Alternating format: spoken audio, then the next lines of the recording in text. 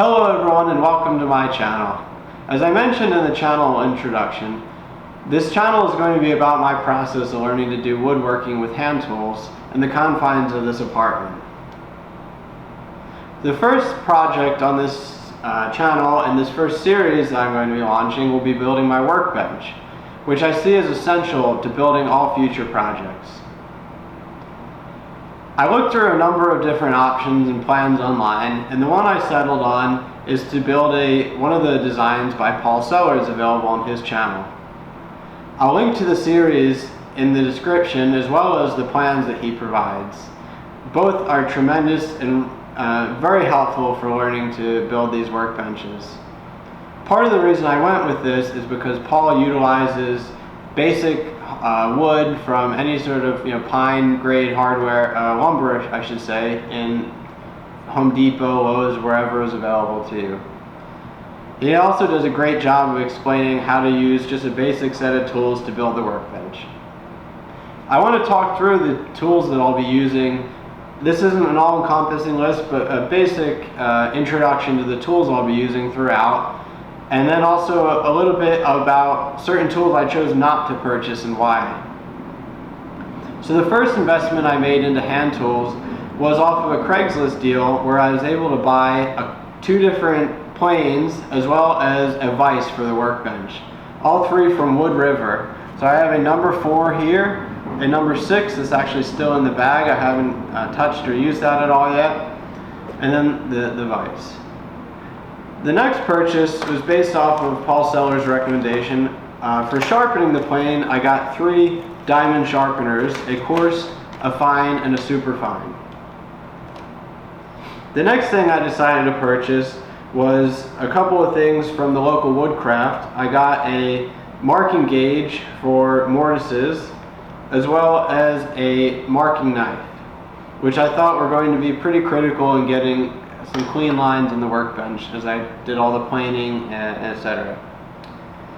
Some of the other things I'm going to use will be a hand saw that I already own. Again, some of this I should highlight. This next list will be tools that I've already owned from prior woodworking, which was focused more around power tools, but also just a DIY as I refurbished or renovated my house. So I mentioned the hand saw. Another thing I'll be utilizing are a set of chisels from Irwin Markles. I have a number of parallel clamps, a basic framing T-square, some Titebond 2, a measuring tape, and also heavily I'll be utilizing, you maybe see behind me, some sawhorses to build the workbench. Next, I want to talk through a few of the things that I decided not to purchase, or at least to put off until I really feel like there's a need. When buying a new plane, most people recommend buying or flattening the sole of the plane, as it won't really come truly flat when you purchase it.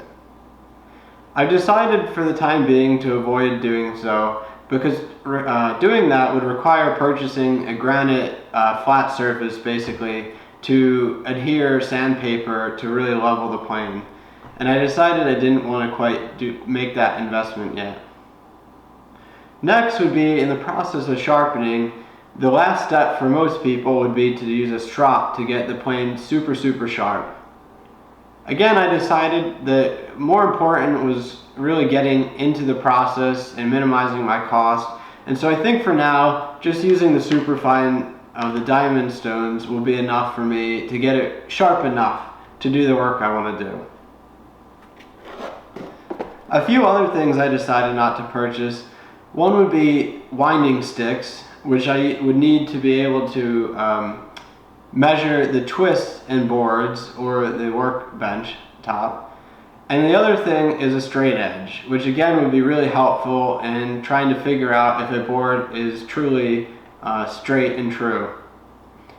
These are things that I think could be very helpful, but ultimately are just adding onto the cost of doing this whole process and experience. So I really felt like for now the right decision was to put those off and just get moving.